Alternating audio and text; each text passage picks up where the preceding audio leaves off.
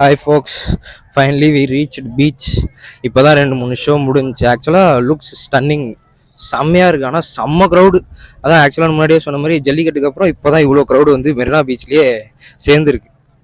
குழந்தை குட்டி எல்லாம் வந்துட்டு இருக்காங்க பார்க்க. ஆக்சுவலாக கிட்ஸு தான் பயங்கர ஆர்வமாக இருக்காங்க.